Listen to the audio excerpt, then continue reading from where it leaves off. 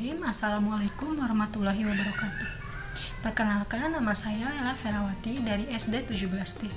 Di video kali ini, saya akan menjelaskan tentang pengertian teknologi multimedia menurut para ahli. Kemudian, kelebihan dan kekurangan teknologi multimedia, ada juga tentang klasifikasi dan karakteristik teknologi multimedia pada pendidikan sekolah dasar, dan yang terakhir saya akan menjelaskan tentang teori kerucut menurut Edgelund. Nah, ayo kita simak videonya ya.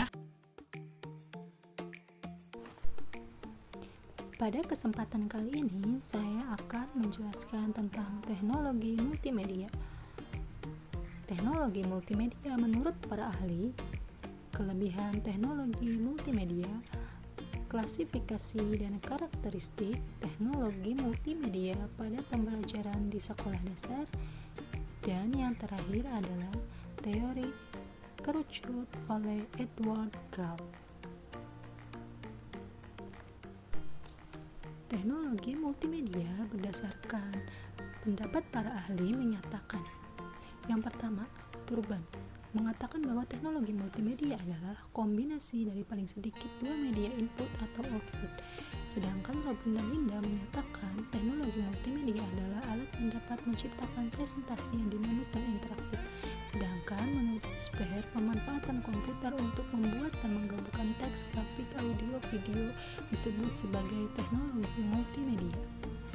Kelebihan dan kekurangan teknologi multimedia. Kelebihannya diantaranya yaitu pembelajaran menjadi lebih inovatif, mampu menggabungkan antara teks, gambar, audio, musik, animasi, dan video, mampu menimbulkan rasa senang selama pembelajaran, dan mampu memvisualisasikan materi yang selama ini sulit untuk diterangkan hanya sekadar dengan penjelasan atau alat peraga yang konvensional. Sedangkan kekurangan dari teknologi multimedia diantaranya biaya relatif mahal untuk tahap awal, belum memadainya infrastruktur untuk daerah-daerah tertentu seperti halnya di pedesaan. Kemampuan sumber daya manusia dalam penggunaan multimedia masih perlu ditingkatkan.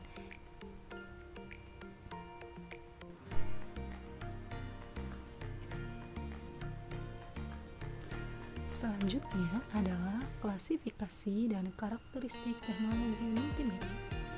Syarat-syarat yang harus dipenuhi dalam pemilihan teknologi multimedia diantaranya yaitu pengoperasian yang mudah dan familiar, mudah untuk diinstal baik melalui komputer ataupun HP oleh seluruh penggunanya, media pembelajaran yang interaktif dan komunikatif, sistem pembelajaran yang mandiri dan sedapat mungkin dengan biaya yang ringan dan terjangkau.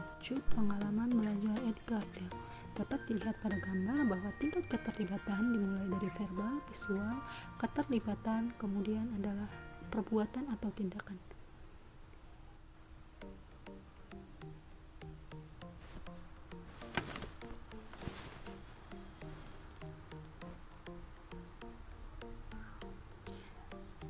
Hasil belajar berdasarkan pada Dell diperoleh mulai dari pengalaman langsung yang berupa konkret, kenyataan yang ada di lingkungan kehidupan seseorang. Semakin ke atas di puncak kerucut, semakin abstrak media penyampaian pesan tersebut. Nah, setelah kita menyimak video pembahasan tentang teknologi multimedia, sekarang kita tahu bahwa teknologi multimedia sangat bermanfaat dalam dunia pendidikan saat ini, apalagi di masa pandemi corona seperti ini.